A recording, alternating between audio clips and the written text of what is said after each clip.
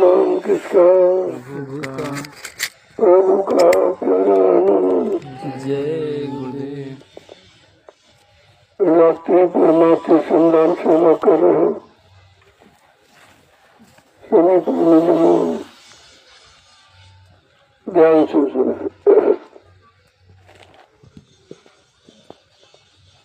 ये सेवा जो आप लोग कर रहे हो हिंदुस्तान में कोई नहीं करता। इस सेवा के बारे में किसी को मालूम नहीं। इस सेवा का मतलब क्या है, जीवों से क्यों कराई जाती है, जीवों का कौन सा लाभ मिलेगा, ये जीवों को नहीं मालूम, क्योंकि किसी ने कभी की नहीं है। अगर की होती तो जानकारी होती। तो कलयुग में जब संत पधारे तो उन्होंने जीवों के अनंत जन्मों के कर्मों की अदायगी के लिए इस सेवा को रखा है, क्योंकि ये सेवा निजी स्वार्थ की नहीं है।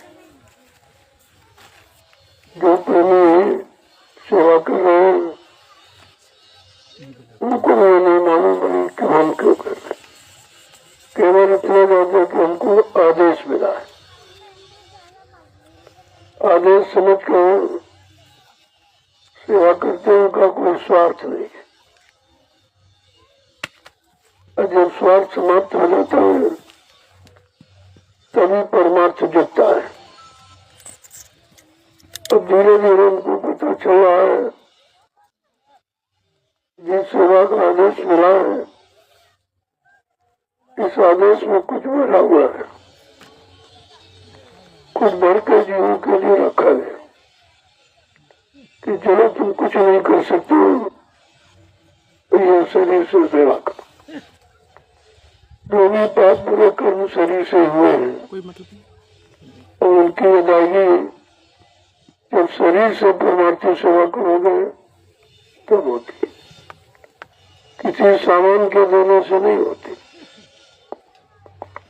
और कोई गीता रामायण पढ़ने से नहीं होती, कोई गंगा जमुना नहाने से नहीं होती। वो तो जब शरीर को मानोगे इस सेवा के द्वारा तो इस पर जो कर्मों की गंदगी लगी वो उतर जाएगी और किसी से नहीं उतार सकते। कितने लोगों ने पूजा पाठ किया, तीर्थ व्रत किया, हवन जब किया, गंगा स्नान किया, लेकिन एक भी कर्म की अदायगी नहीं, क्योंकि कर्मों की अदायगी का ये रास्ता नहीं है। वो तो संत महापुरुषों के पास जब उनकी शरण में जाओगे, उनके करीब उनकी दया हो जाएगी तो कोई न कोई सरल रास्ता तुम्हारे लिए बना देंगे और उसे से जीवों का काम हो जाएगा। दुनिया के संसार के लोग देखते रह जाएंगे, उनको तो इसके बारे में पता नहीं है ये सेवा क्यों रखी गई है। और आप तो रात्रि में कर रहे हो, दिन में कोई नहीं कर रहा। ऐसा युग समय आया है कि लोग परिश्रम भूल गए, दिन में नहीं करते, लेकिन आप तो आप रात में करते हो। इसकी तरफ भी आपको गौर ख्याल करना चाहिए। भाई रात्रि में क्यों कराया जाता? रात्रि में इसका डबल दूना लाभ होता है। जो दिन में करोगे उससे दूना लाभ रात्रि सेवा का। और रात्रि की सेवा एकाग्र में, यह तो इधर उधर को दिखाई नहीं देगा आपको। जब दिखाई नहीं देगा तो मन तुम्हारा नहीं भगेगा। मन को एकाग्र करने का भी ये बहुत बेहतरीन तरीका है कि भाई मन को कैसे रोका जाएगा। वैसे नहीं रोक सकते आप। इतनी गंगा जमुना नहाई लेकिन नहीं, इतना तीर्थ व्रत किया, पूजा पाठ, लेकिन मन नहीं रुका। ऋषि मुनियों ने तपस्या जंगलों की हजारों बार, लेकिन मन नहीं रोक पाए। योगियों ने योग साधना की, लेकिन मन नहीं रुका। अवतारी शक्तियों ने कितना मारकाट हिंसा की, लेकिन मन को नहीं रोक पाया। आज ये संतों की दया हुई जीवों पर, उन्होंने इस खराब शैतान मन को रोकने का कितना सरल तरीका कि रात्रि परमार्थी संधान सेवा। दिन में तो आप इधर उधर देखते हो, जो मन भाग जाता है। दिन में आप इधर उधर बातचीत करते हो, चिंतन, तो मन आपका इधर उधर भाग, लेकिन रात्रि में कुछ नहीं। एकदम एक निशाना, एक भरोसा, एक बल, एक आत्मविश्वास, एक ही आपका निशाना है सेवा, एक ही निशाना की आदेश पालन का। और जितना ज्यादा हो जाए वो तो आपके करने पर है कि जितना ज्यादा उतना ज्यादा लाभ। अब जीवन में इतनी कार्य क्षमता है उतना उसे कराया जाता है। कुछ लोग अतिरिक्त भी करते हैं, इनमें मौका मिला है अपने 10 वीडियो लिए डालिए चले गए, जब मौका हुआ तब आए चले गए करके। इस तरीके से परमात्मा को अर्जित करते हो और धीरे धीरे देखो किस तरह से अपना काम बना दो। यह होशियारी होनी चाहिए। सेवा में जितना समय दोगे और तो आप समय कहीं दे ही नहीं सकते, तुम्हारा मन ही नहीं साथ देता।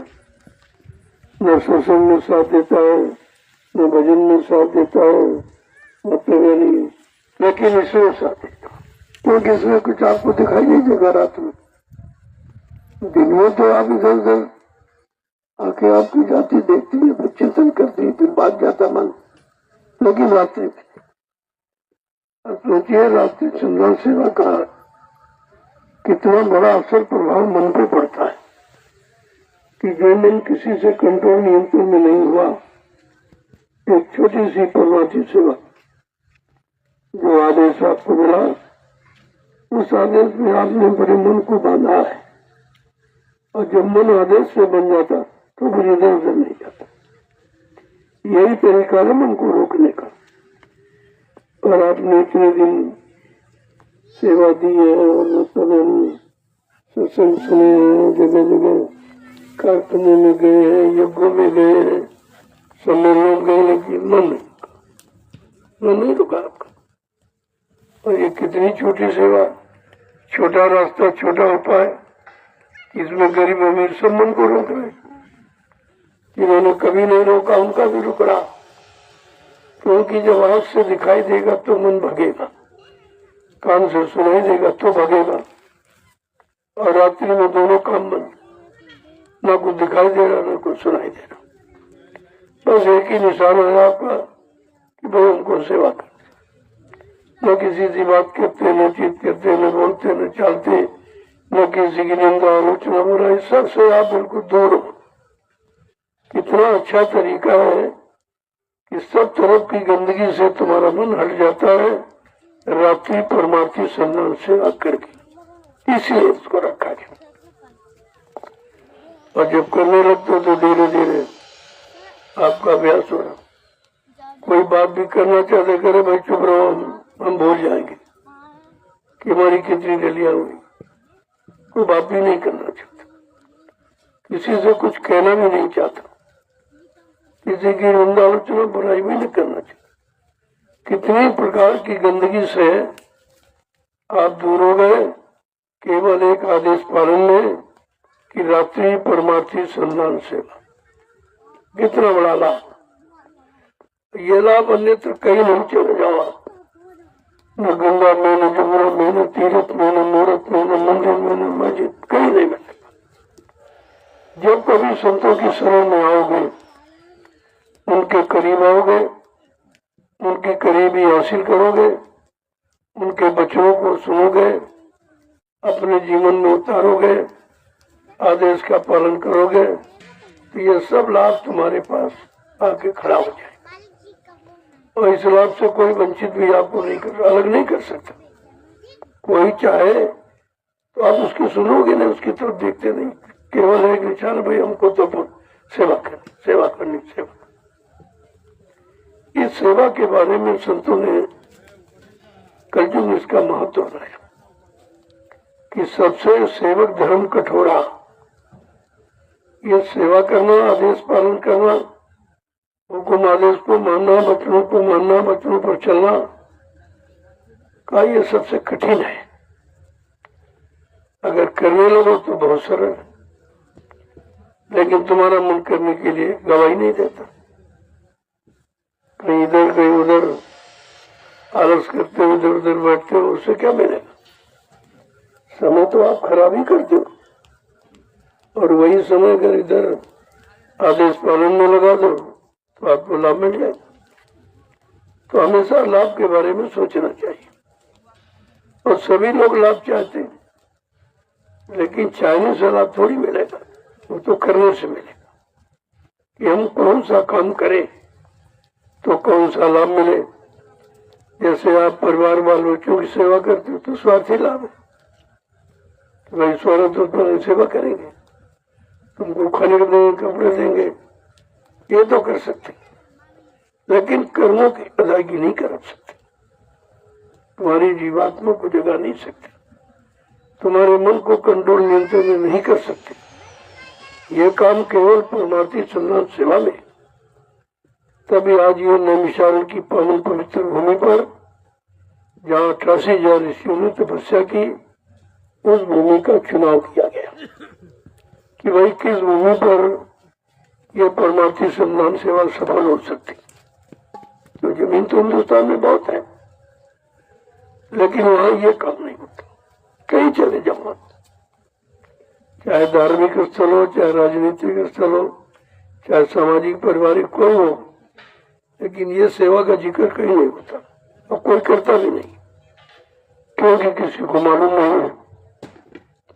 अब धीरे धीरे ये नैमिषारण्य की पावन पवित्र भूमि सबको बता रही, सबको इशारा कर रही है, क्योंकि ऐसे समय में ये सेवा हो रही जब लोग सोते हैं, काम नहीं करते रात्रि में, और ये सीधा प्रसारण हो रहा है। यहाँ से सारे विश्व के लोग देख रहे हैं भी कैसे लोग हैं, कैसी वो भूमि, कैसा वो स्थान है पावन पवित्र, जहाँ पर लोग ऐसी विचारधारा के, ऐसे परमार्थी विचार के, परमार्थी सेवा करने की भावना उनमें दृढ़ मजबूत हो गई और वो रात्रि में कर रहे।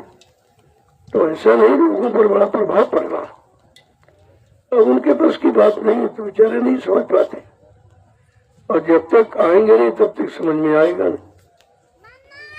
क्योंकि जब सत्संग में आओगे, उनके करीब आओगे, उनके इस अभियान को देखोगे कि लोग किस तरह से दृढ़ता मजबूती के साथ विश्वास करके सेवा में टिके हुए और रात दिन करने के लिए तैयार रहते, तब लोगों में परिवर्तन की भावना होती कि हमको भी अपने विचारों में परिवर्तन करना चाहिए, हमको भी इस सरल काम में लगना चाहिए। क्योंकि जब इतना बड़ा लाभ है, ये तो लाभ दान पुण्य से किसी भी नहीं मिला। लोगों ने बहुत साधन किए, शरीर को तपाया, शरीर को सुखाया और शरीर को कष्ट दिया, लेकिन लाभ नहीं मिला। क्योंकि शरीर से लाभ, तो शरीर को कष्ट देने से लाभ थोड़ी मिलेगा, तो शरीर बेकार हो जाएगा। तो इसको कष्ट नहीं देना है, इसको विषय भोगों से अलग रखना, ये बीमारी है। ये बीमारी से अलग रखोगे तो शरीर स्वस्थ रहेगा, फिर आप सेवा कर सकोगे। पहली बात तो बीमारी का कारण समझो कि आपकी संग सोबत ठीक नहीं, लोगों के बीच में रहना, उठना बैठना, बोलना चलना ठीक नहीं। क्योंकि जैसे लोगों के साथ रहोगे वैसे तुम्हारे भाव विचार बनेंगे। अगर तुम कामी के साथ रहो तो काम जागेगा, तो रोक नहीं पाओगे। और क्रोधी के साथ रहोगे, धीरे धीरे क्रोध तुम्हारे में आने लगे। लोभी के साथ रहोगे, अहंकारी के साथ, तो भी तुम्हारे अंदर आवाज। इसलिए संगत का असर बहुत पड़ता है। अब संगत तो इस समय बहुत खराब है, कोई ऐसा ही नहीं अच्छा जो तुमको अच्छे काम की तरफ ले चले, अच्छाई की तरफ मोड़े। सब बुराई में जुटे पड़े हैं, निंदा आलोचना में उसी तरफ तुमको मोड़ना चाहते। लेकिन जब संतों के वचनों को सुनते हो तब उनको धीरे धीरे अपने पर बड़ा मतलब दुख होता कि हमने बड़ा गलत किया। यही काम हम इसी शरीर से इसी समय में अपने लाभ का कर सकते थे, और न जानकारी के कारण जानकार मिले नहीं संत महापुरुष, तो हम सब बुराइयों में फंस गए, अच्छाई की जगह बुराई में फंस गए। मतलब जो काम करना चाहिए तो उससे तो दूर हो गए, जो नहीं करना चाहिए उसी में फंस गए। इसलिए महात्मा ने कहा भाई क्या करना था, क्या लागे करन, मैं यही अचंभा भारी। का मुझे बड़ा आश्चर्य होता है कि ये मानव अनमोल पंचभौतिक शरीर किस काम के लिए मिला और किस काम में आपने लगा दिया, और लगा ही नहीं दिया, खराब कर दिया, कमजोर कर दिया उसे। बिना सत्संग विवेक न, कहते भाई बिना सत्संग के बुद्धि में विवेक ज्ञान हो ही नहीं सकता। कितनी किताबें पढ़ डालो, कहीं कितना धन खर्च कर डालो, कहीं समय नष्ट कर दो, लेकिन ये लाभ नहीं मिलेगा। वो तो लिखा सत्संग फल प्रेखी तत्काला, संत महापुरुषों के सत्संग का फल तत्काल मिलता है, उसमें वो उधार नहीं होता। उधार सौदा उनके यहाँ नहीं नगदी सकता। 1 मिनट की करो, 1 मिनट की मजदूरी लो, 2 मिनट का करो, 2 मिनट की मजदूरी लो, जितना करो उतना। उसमें न कोई बंटवारा कर सकता, न कोई कटौती, न कोई चुरा सकता। अब आप ये सेवा कर रहे हो, उसको कौन बंटवा सकता, कौन छीन सकता? इसमें किसी का जोर नहीं चलेगा। ऐसा संतों ने रास्ते का चुनाव किया है, इसमें कोई तुम्हारी किसी तरह की हानि नहीं कर सकता, बशर्ते उसकी तरफ देखो मत, उनकी तरफ जाओ मत, उनकी संसर्ग सोबत से अलग रहो, तो आप पर उनका असर नहीं पड़ेगा। इसीलिए तो संगत में संगत हो जाए, दाक मास मिश्री एक का, जैसे बांस में और मिश्री को लपेट दो तो भाव दोनों का एक ही रहता, उसी भाव में बांस, उसी भाव में मिश्री। ये संग का लाभ है कि मिश्री के साथ बांस ने साथ किया तो उसकी कीमत उसी बराबर हो गई। ऐसे अगर संत महापुरुषों से अपना संबंध बनाओगे, उनके वचनों के अनुसार जीवन को चलाओगे, तो ये सब लाभ तुम्हारी झोली में बगैर मांगे आ जाएगा। वहां मांगने की जरूरत नहीं, करने की जरूरत है। तो आपने जब करना शुरू किया, वैसे तो आप घरों में करते ही हो, लेकिन वो सेवा परिवार बाल बच्चों की, उससे परमार्थी सेवा नहीं है। परमार्थी सेवा तो संतों के दरबार में है, क्योंकि परमार्थ के कारण साधन धरा शरीर, उनका पंचभौतिक शरीर का धारण करना दूसरे की भलाई के लिए होता है। वो अपना भला करने के लिए नहीं आते, अपना लाभ लेने के लिए नहीं आते, अपना सम्मान कराने नहीं आते, और किसी से किसी चीज की इच्छा नहीं रखते। जब ऐसे संत महापुरुष मिल जाएंगे तो आपका काम सरल हो जाएगा। इसलिए उन्होंने कहा भैया ऐसे लोग कैसे पहचान पाएंगे, बेचारे उन्हें तो पहचान ही नहीं मालूम। तो कहा उनको कोई आधार बना दो, वो पास तक आ जाए। तभी आधार सेवा का बना दिया। अब कहते भाई कौन सी सेवा, जरा चल के देखें। सेवा तो हम सब लोग करते हैं, परिवार की, बाल बच्चों की सेवा करते हैं, समाज की सेवा, देश की सेवा, लेकिन आपने अपनी सेवा नहीं की। तुम्हारी सेवा क्या है कि तुम्हारा मन कैसे ठीक होगा, तुम्हारे मन से गरुड़ गुमान का मन कैसे निकलेगा, मन विषय भोगों से कैसे अलग होगा। ये मन को जो बीमारी लगी है, इस बीमारी से मुक्त कराने का एक ही उपाय है, वो संतों की शरण। उनकी शरण में गए तो वो ठुकराते नहीं, आए शरण तो जो नहीं ताई, उनको मौका देते। अब लगातार गलती करो, फिर लगातार गलती, तो फिर उसका तो कमा जा तो आपको कुछ न कुछ भुगतान कराया जाता है। नहीं करेंगे तो आप मानोगे नहीं, रोज गलती करते रहोगे। तो कुछ न कुछ तो आपके लिए छोड़ के रखा जाता है कि भाई आपने किया है, चलो 40% किया तो 39% माफ हो जाएगा, 1% रखा जाए ताकि दोबारा गलती न करें, दोबारा आप बुरे कर्मों की तरफ न जाए, बुरे खान पान में न जाए, बुरे लोगों की संग सोबत में न जाए। ये जरूरी है। अब तुमने जैसे संगत की वैसे तुम्हारे पर असर प्रभाव पड़ गया। रोगी की संगत करोगे रोग जरूर आएगा आपको संगतों से। रोगी की संगत करोगी बहुत भावना जगेगी, और योगी की संगत करोगी क्या विचार आ जाएंगे, अच्छे सब विचार। तो इसलिए ये कलयुग में संतों ने रास्ता निकाला कि भाई कलयुग का जीव सबसे कमजोर है, सबसे गंदा है, तो इसको कैसे साफ किया। और जो साधन पहले के युगों के उससे तो अच्छे लोग नहीं साफ हो पाए। ऋषि मुनि मतलब तपस्या करके अपने मन को नहीं साफ कर पाए, उनका मन गंदगी से अलग नहीं हुआ। और प्रमाण है कि सिंह ऋषि पावर जी 1 मिनट में चले गए, 1 सेकंड में जी गए। 60,000 वर्ष की तपस्या एक क्षण में चली गई, क्योंकि उस समय उनकी संभाल करने वाले संत महापुरुष नहीं थे।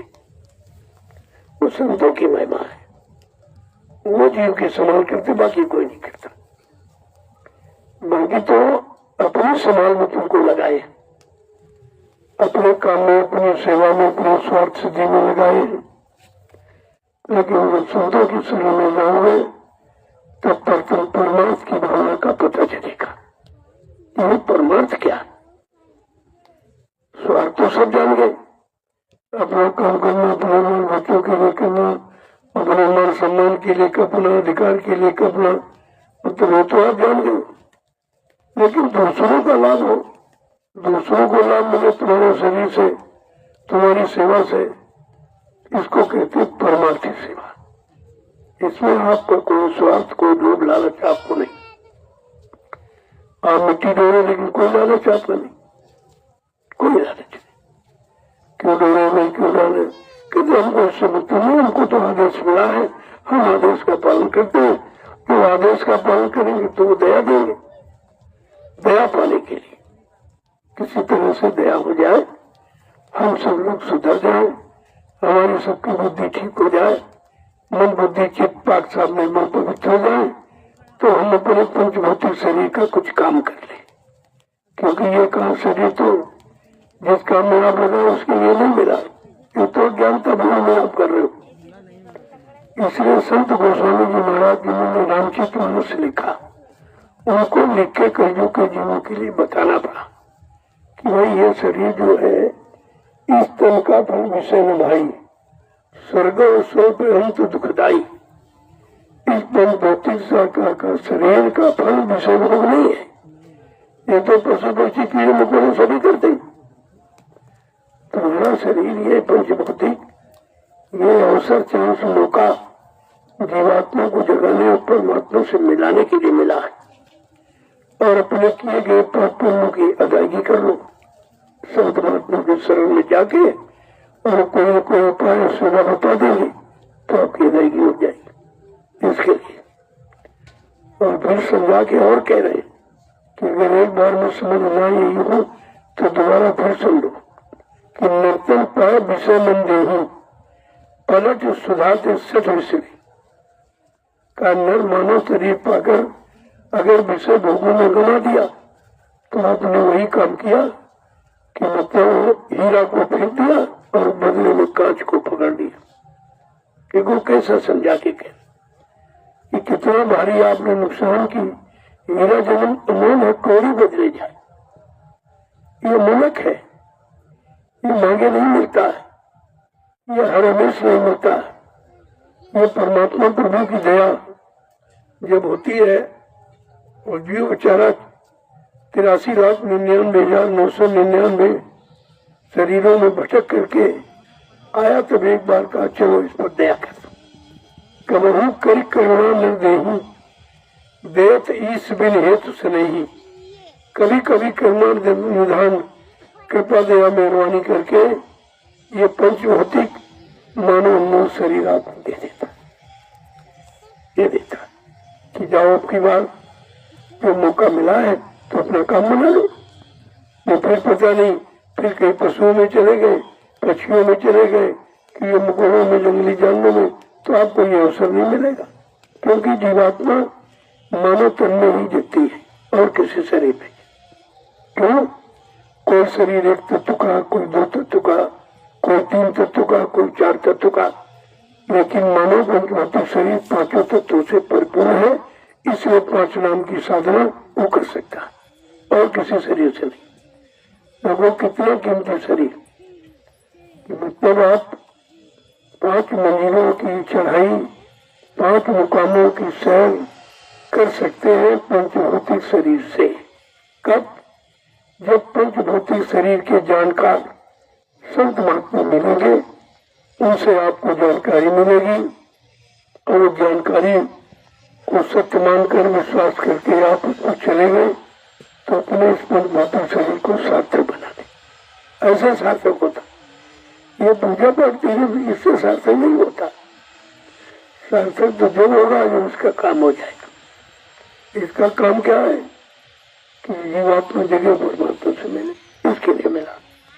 अब ये नहीं पता कि जीवात्मा जगाने वाले कौन है, क्या ऋषि मुनि है, क्या योगी ब्रह्मचारी है, क्या अवतारी शक्तियां हैं, क्या ज्ञानी वैज्ञानिक, कहते नहीं।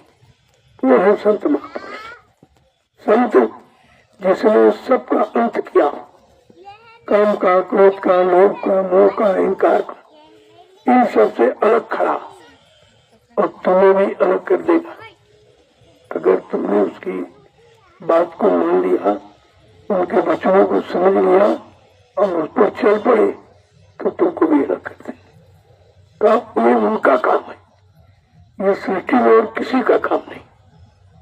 तो इसीलिए सतयुग त्रेता द्वापर अच्छे युग थे, अच्छी उम्र थी, लोगों का अच्छा खान पान था, अच्छे कर्म करते थे, लेकिन ये मानव शरीर को सार्थक बनाने वाले संत महापुरुष नहीं आए थे। उन्होंने कलयुग में आना पसंद किया, अच्छे युग में नहीं आए।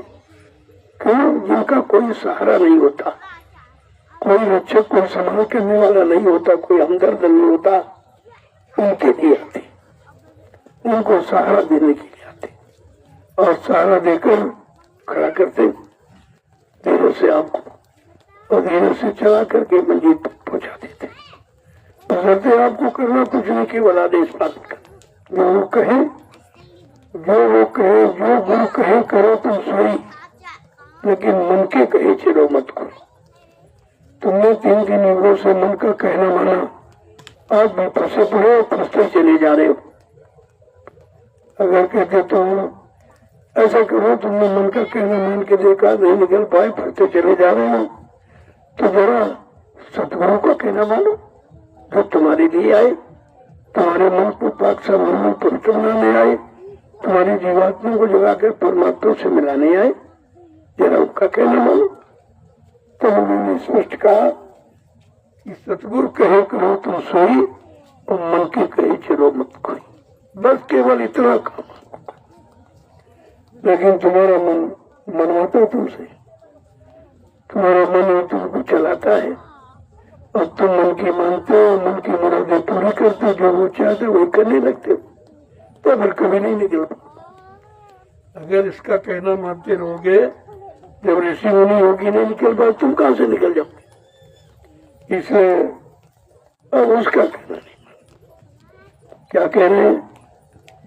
इस मन का कहना मत मानो, मत मानो तुम इसका कहना, और इसके बीच जगत में फंसना। अगर उसका कहना मान लिया तो संसार में फंसा देगा तुमको, फिर निकलने नहीं देगा, फिर बार बार जन्म मरण के चक्कर से आपको छुटकारा नहीं मिल पाएगा। तो इसे कहे, इस मूर्ख को समझ के रखना, पकड़ के रखना, इसको समझा के कि देख भाई, तेरा कहना मैं हमेशा माना और बहुत दिन से मान रहा, और तो उनको ऐसी जगह ले जाता जहाँ पाप की सिवा कुछ है ही नहीं, जहाँ बुराई की सिवा कुछ है ही नहीं, फसले की सिवा जहाँ कुछ है ही नहीं, उलझने के सिवा जहाँ कुछ है नहीं। लिहाजा अब हम तुम्हारा कहना नहीं, ये निर्णय अगर ले लिया और संकल्प ले लिया और अपने उन सदगुरु का कहना मानेंगे, लेकिन शैतान मन का नहीं माने, बस आपके काम की शुरुआत हो जाए और आपको कुछ नहीं। एक ने कही एक ने मानी और नानक कहेंगे दोनों ज्ञानी। अगर संत महापुरुष ने कहा और जीवों ने मान लिया तो उनकी तो बनी है, उनकी कोई बिगाड़ नहीं सकता, क्योंकि बनाने वाले के पास पहुंच गए, बनाने वाले के हुक्म आदेश में रह रहे, उनके सिवा किसी को जानते ही नहीं, न पहचानते न किसी की मानते। ऐसे जीवों को कोई रोक नहीं सकता, वो अपने घर जरूर चले जाते। यही निर्णय जीवों को लेना चाहिए कि हमारा सारा समय निकल गया, नहीं बचपन गया, जवानी गई, बुढ़ापा आ गया और काम कुछ नहीं हुआ। तो ये तो सोचो कि भाई गई सो गई, अरे जो बच गई इसी में संभालने की बात सोचो, यही में कर ले, यही कुछ अपना बना ले, क्योंकि ये धीरे धीरे जा रही है। ये आजकल कहते कहते जीवन जा रहा, ना आज है न कल है कुछ नहीं, वो केवल गिनती करना आप करते रहे तो उसी में समय जा रहा। ये जीवन जा रहा, जन्म जात जैसे रेल, ट्रेन देखिए आप, ट्रेन चली जाती, आप देखते रहोगे कि तुम्हारे कहने से रुकेगी नहीं, कितने रोकने प्रयास करते तो नहीं रुकेगी, क्योंकि तुम्हारा अधिकार उसको रोकने का नहीं है। अगर तुम उस पर बैठना सीख जाओ तो वो तुमको तुम्हारी मंजिल पर पहुंचा देगी, इतना काम तो कर देगी, लेकिन तुम उसको रोक नहीं सकते। ऐसे ये जन्म रेल की तरह जा रहा, कहते बरस बरस पर है स्टेशन, जो बरस में हमें 3 साल के हो गए, हमें 3 साल के हो गए थे, क्योंकि ये तो स्टेशन है, बरस बरस पर है स्टेशन, और मास मास पर मेरे जन्म जात जैसे रेल।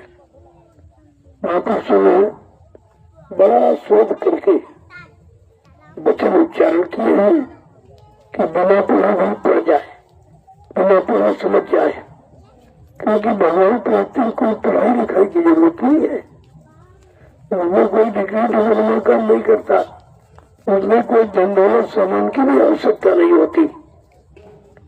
प्रभु प्राप्ति का ऐसा सरल रास्ता है, लेकिन उस रास्ते के जानकार जब संत महापुरुष मिल जाएंगे तब आपका काम भी सरल हो जाएगा। इसके पहले तो मुनि नहीं समझ, कोई नहीं समझ पाए, उनको भगवान कैसे त्रेता के नाम द्वापर के नाम भी बेचारे नहीं समझ पाए, वो भी मार का ढींसा में पड़े रहे। और मार का ढींसा करना कोई अच्छी बात तो नहीं है, तो हत्या है, जब हत्या करोगे तो उसका फल नरक में जाने का है, वो बेचारे नरक में चलेंगे, जो तुम्हारा भगवान नरक में चला गया तो तुम्हें किससे स्वर्ग पहुंचा देगा। अब वो बेचारे जानते नहीं, तो मर गए तो स्वर्गी सब स्वर्गी पहुंचा दिया सबको, केवल कहने में। अरे स्वर्ग जाने की भी साधना है, वो तो आपने की है कुछ, तो स्वर्गी कैसे। और आपकी सच्ची साधना सत्य जाने की होनी चाहिए, क्योंकि ये वर्ग स्वर्ग तो बीच में, यहाँ पुण्य करके वहां जा सकते हैं, लेकिन पुण्य का जब खजाना खत्म हो तो पहले आपको ढकेल देंगे जाओ नीचे, फिर पुण्य करके और फिर ढकेल दिया फिर पुण्य। तो कहने का मतलब स्वर्ग तो दुखदाई, इस स्वर्ग में जाने पर भी दुख नहीं गया, जन्म मरण का चक्कर नहीं खत्म हुआ। इन बातों को बड़े गौर ध्यान से सुनना और समझना चाहिए। अब आदों को आपको सत्संग में मिला, इसके पहले आपने कभी नहीं सुना, और सुने होगा तो आपको याद नहीं। सत्संग भी आपको मिला, सेवा भी आपकी चल रही, दोनों काम आपके हुए। वैसे 2 काम एक साथ नहीं कर सकता, लेकिन ये राष्ट्रीय परमार्थी संधान सेवा का गुण है कि आप दोनों, क्योंकि मन तुम्हारे इधर दिखाई नहीं को पता तो जाएगा, जब आंखों से दिखाई देगा, कानों से सुनाई देगा, तभी मन बनता। और रात्रि में संबंध है, इसलिए सत्संगी आप सुन रहे हो, सेवा भी करते हो। ये दो नाम है रात्रि पूर्णवर्ती संग्राम सेवा का, जो लोग जानते ही नहीं और न किसी ने आपको जनाया है। और जनाने वालों के पास आप जाते नहीं, जो उलझे फंसे उन्हीं पास जाते हो, तो पकड़ कर तुमको उलझा लेंगे, फंसा देंगे वो। जय गुरुदेव, जय जय गुरुदेव, गुरुदेव, जय गुरुदेव, जय गुरुदेव। बहुत धन्यवाद। कल मैंने आपकी एक छोटी सी परीक्षा ली थी, मैंने 5 दुनिया कहा था, तो आपने डाली। वो तो तुम्हारे अपनी आपने डाली, हमारी तो डाली नहीं, हमारी नहीं डाली, अपनी डाली थी। तो कहने का मतलब आप बच्चों भूल जाते हो कि आदेश क्या हो रहा। अरे भाई हमारे भी तो कुछ न कुछ कर्तव्य है और हम भी चाहते कि कुछ सेवा करें। हम जो करेंगे तो आपसे करवा सकते। हमने किया है, अपने समय में बहुत किया, लेकिन अब सभी सेवा के लायक नहीं रहा, कमजोर भी है और बुढ़ा भी। इसलिए अपने को मैं आपसे जोड़े ही रहता हूँ कि भाई अपनी डालो, हमारी भी डालो। ये साथ पाया तो साथ बना रहे, लेकिन आप इशारा समझे बात करने में नहीं कहा तो पूछी डाल के हमें बंद कर दिए।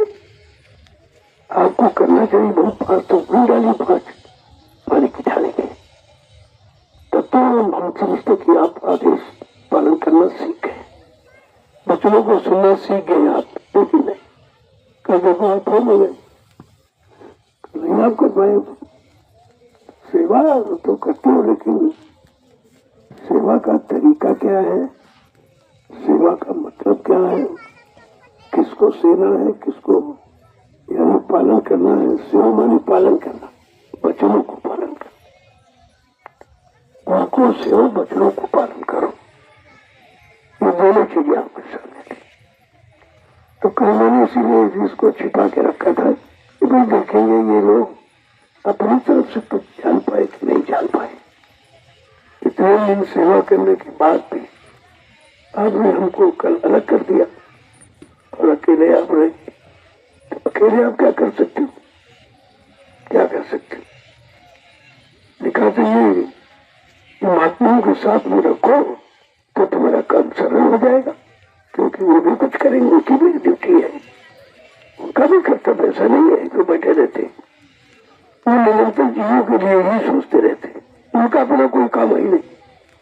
वो अपने किस काम के लिए आए हैं, वो जीवों के लिए आए हैं और जीवों के लिए निरंतर सोचते हुए कौन कौन सा सरल उपाय इनको साथ जोड़ा जाए ताकि ये कर सके।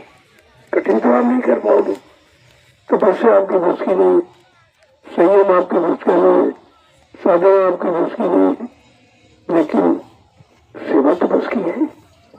और उससे भी अगर आप चूक गए तो अपने चरण से जाओ, फिर आपको निकलना बड़ा मुश्किल हो जाएगा, क्योंकि निकलने का और कोई रास्ता है नहीं।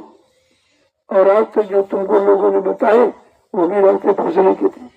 कोई पूजा करके पूजा में फंस गया, कोई तीरथ में जाके वहां फंस गया, कोई पानी में फंस गया, कोई पत्थर में फंस गया, कोई कागज में फंस गया। निकला कौन? ये तो सब फंसने के काल में रास्ते बनाए थे, और काल के रास्ते में फंसने वाला कभी दयाल को समझ नहीं सकता, दयाल के लाभ को नहीं ले पाएगा। जय गुरुदेव। तो आपने दिन में भी सेवा की है, मेहनत करना। मेहनत इसलिए करते बहुत समय थोड़ा जल्दी से निकल चलो, क्योंकि एक कर्मों का ढेर बहुत बड़ा है, बहुत पुराना है, कितने जन्मों का है। जब कुछ अतिरिक्त सेवा करोगे तभी कोई अदा हो पाएगा, लेकिन फिर भी कम से कम आपको सेवा बताई जाती है ताकि तुम्हारा उत्साह न खत्म हो, तुम्हारा दिल टूट जाए, मन टूट जाए कि बहुत सेवा बता दी कैसे करेंगे। तो धीरे धीरे धीरे धीरे धीरे थोड़ी थोड़ी करते करते करते करते समय तो लगेगा लेकिन काम हो जाएगा, काम नहीं रुक सकता। अब जब थोड़ी करो तो भाई समय लगेगा, बोझा ज्यादा है और उतरता कम है, कितने जन्मों का लदा है। मान लो 250 डलिया आपने डाल दी तो कितना उतरा, तो मतलब 100 ग्राम भी मुश्किल से उतर पाया, लेकिन क्योंकि आप आदेश में कर रहे हो इसलिए पूरा उतर सकता। दया में कौन सा ऐसा जो काम नहीं हो सकता। दया तो पल में क्या नहीं कर सकती, लेकिन दया भी सोच समझ के की जाती, क्योंकि अगर दया से कह दिए तो ये लापरवाही हो जाता, कहता तो दया होगी, अब क्या जरूरत करने की, फिर आप गंदे करना और करने लोगों। इसलिए कुछ न कुछ दंड रखा जाता, कोई बीमारी है, कोई परेशानी है, कोई दुर्घटना है, कोई और है, ये सब इसीलिए दंड विधान है। ये कोई चोट खा करके कुछ शरीर के कुछ अंग टूट फाट गए, कुछ मतलब बीमारी से ऐसे इससे भी करता है। जब रात दिन कटेगा तब अदा होता है, केवल सेवा करके आप नहीं अदा कर सकते।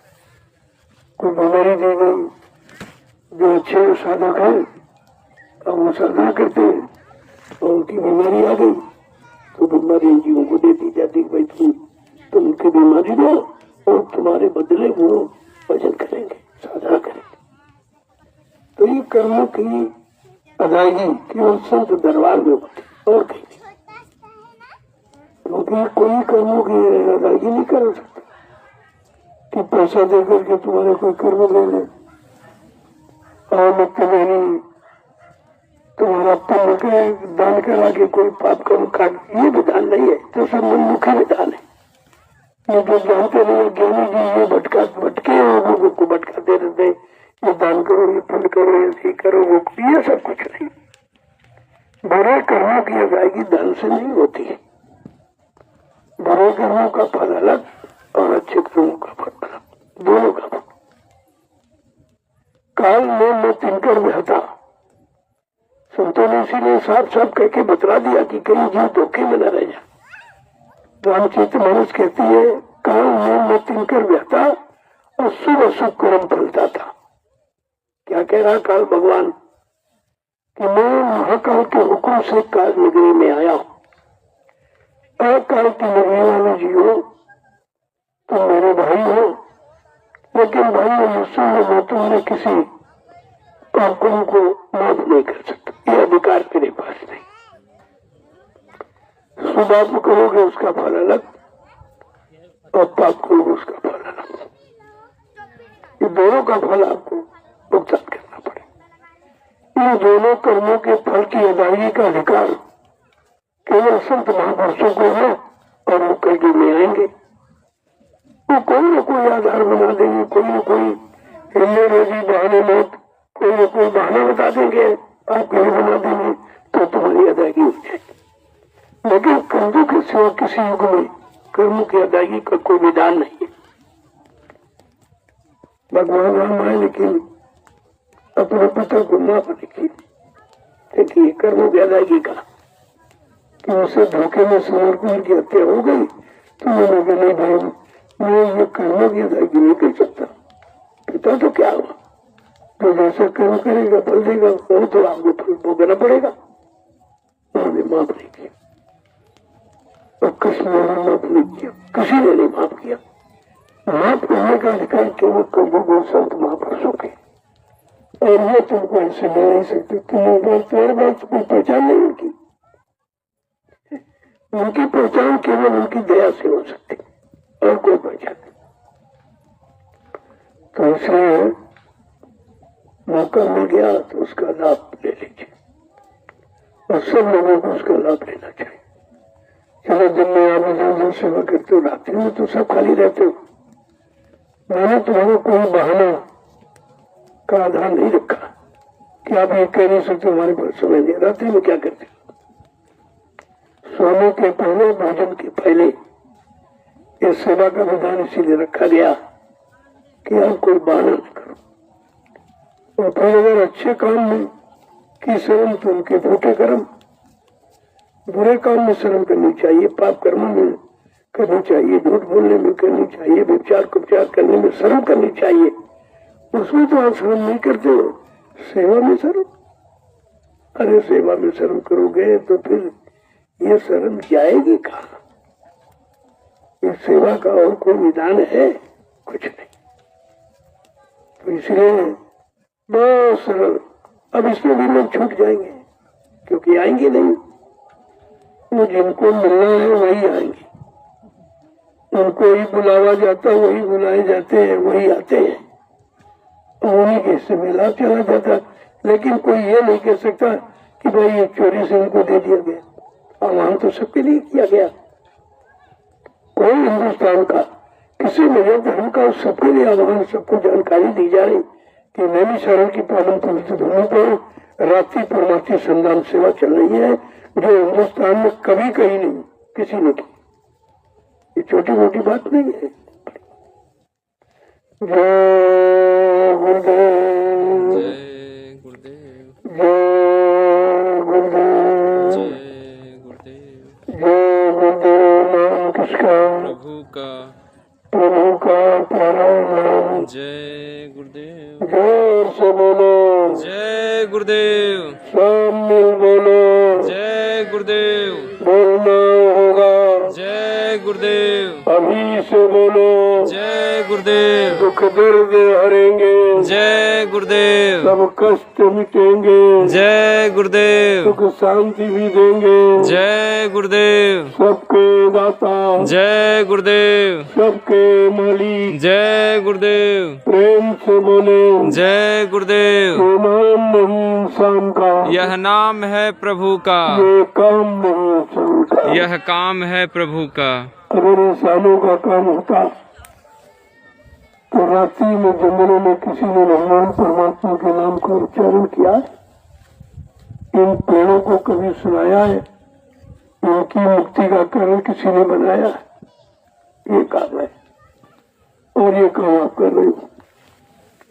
अपना भी काम कर रहे हो, इन पेड़ पौधों में जीवात्मा उसका भी काम हो रहा। तमाम जंगली जीव बेचारे जिनको किसी ने कभी बताया नहीं, कभी सिखाया नहीं, उनको भी आजकल जो के नाम का उच्चारण करने का मौका मिला, सुनने का मौका उनको भी मिला। ये कितने बड़े पुण्य का कार्य आप कर रहे हो, शायद कोई अंदाज नहीं लगा सकता। और रात पर कोई नहीं निकलता और जंगल में कोई नहीं जाता, सब बस्तियों में सुनाते रहते हुए पिछले नामों की जानकारी देते हैं। और चाहिए समय के नाम की जानकारी। समय का डॉक्टर, समय का मास्टर, समय का आचार्य गुरु ही काम करेगा।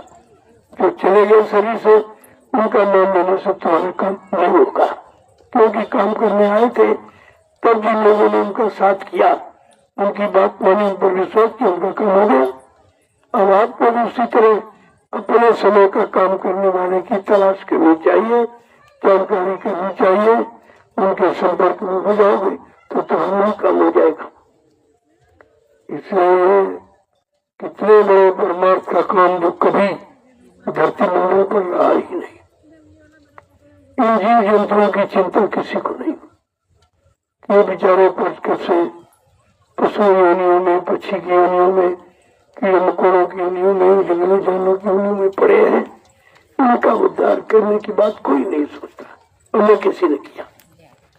आज सम्राट मालिक ने भी शंकर को बीड़ा उठाया, अरे वो इनका भी काम हो गया। इनको भी प्रभु परमात्मा का नाम सुनने का अधिकार है। जिनमें जीवात्मा वो सब अधिकारी है, लेकिन अब ये बात कौन बताएगा? एक तो कोई जानता ही नहीं है। और वो लोग वही पिछले नामों को दोहराते, सीताराम राधे श्याम, सीताराम राधे। अरे भाई वो तो सीताराम राधे श्याम तो चले गए। तुम्हारा पिता अगर चला गया वो आज, उसको बोला तो वो नहीं आएगा। तो ये सब शक्तियां आई थी, काम करके चली गई। ये तो परिचय से रखा गया इतिहास बना के कि जैसे वो चले गए ऐसे जो समय से आए ये भी चले जाएंगे। अगर तुमने उनको नहीं पहचाना, उनको बुरा नहीं बनाया, उनसे अपना काम नहीं सीखा तो ये भी चले जाएंगे। तो तुम्हारा समय खराब हो, इसलिए इतिहास बना के रखा। अब तुमने इतिहास का भी उपवास किया है, उसको समझा नहीं। गुरुदेव 9:20 देखो धीरे धीरे सेवा का समय आपका पूरा करो। क्यों आपने दिन में की मेहनत की, लेकिन अब जो आखिरी वरदान है वो तो जुड़ा रहेगा। कल आप चौंके, कल वाली भी याद मिला के आपको डर नहीं, क्योंकि कल वाला नुकसान आपका न हो, उसका भी लाभ आपको मिल जाए। अब आपको 10 चलिए करने, 10 कितनी संख्या, 10 ये 5-5 कर, तो इसमें हमारी नहीं शामिल है तो आपकी शामिल है। कल कम किया गया था, आज थोड़ा जोड़ दिया गया, भाई कम न हो, लाभ कम नहीं होना चाहिए।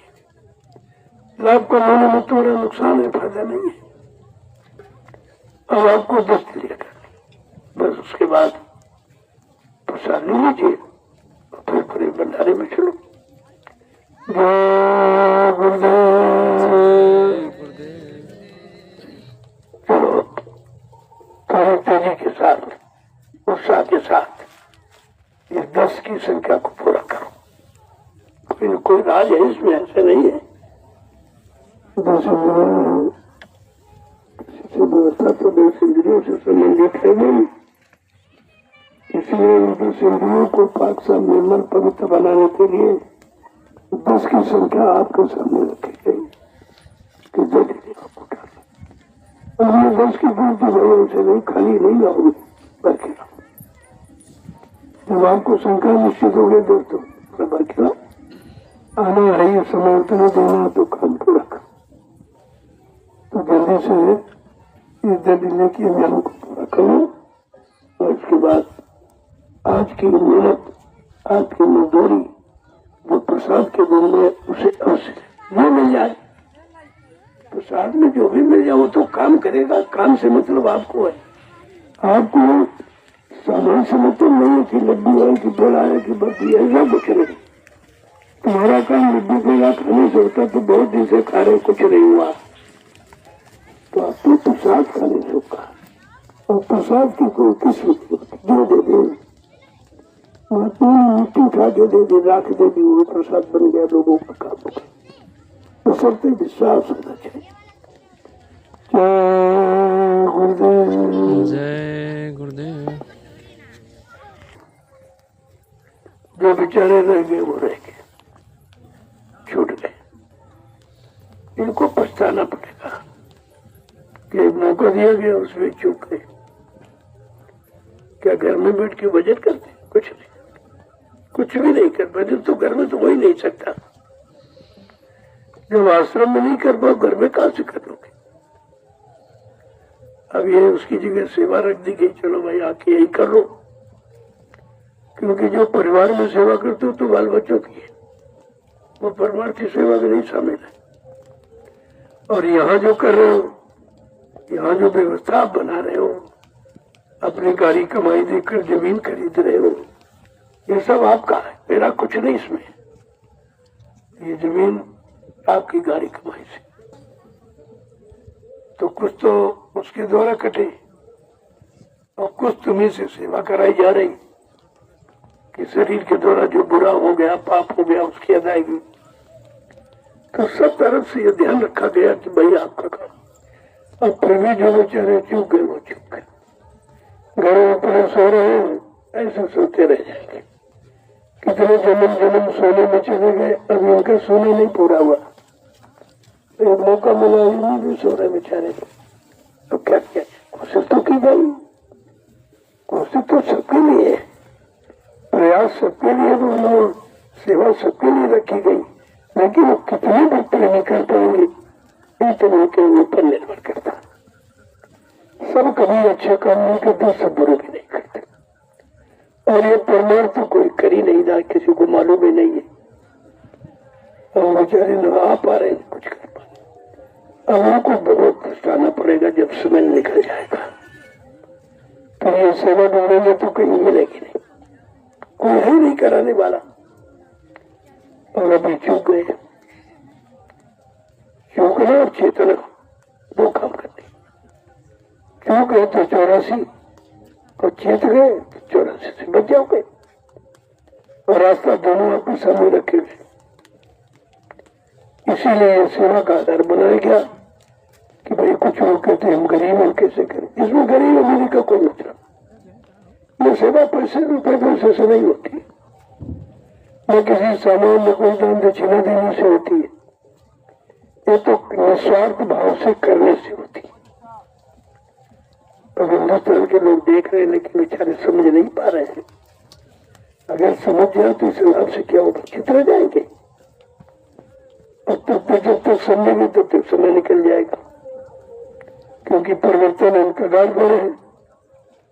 परिवर्तन तुम्हारा इंतजार नहीं करेगा, तुमको परिवर्तन का इंतजार करना चाहिए कि परिवर्तन होने तक हम अपने पुणे में परिवर्तन कर लें। अपने गंदे भाव विचारों में, गंदे खान पान में, गंदे संस्कृत में, गंदे कर्मों में परिवर्तन कर लें तो आप समय का अच्छा परिवर्तन देख सकोगे, वैसे परिवर्तन नहीं देख पाओगे। मेरे बात को समझो। जय गुरुदेव।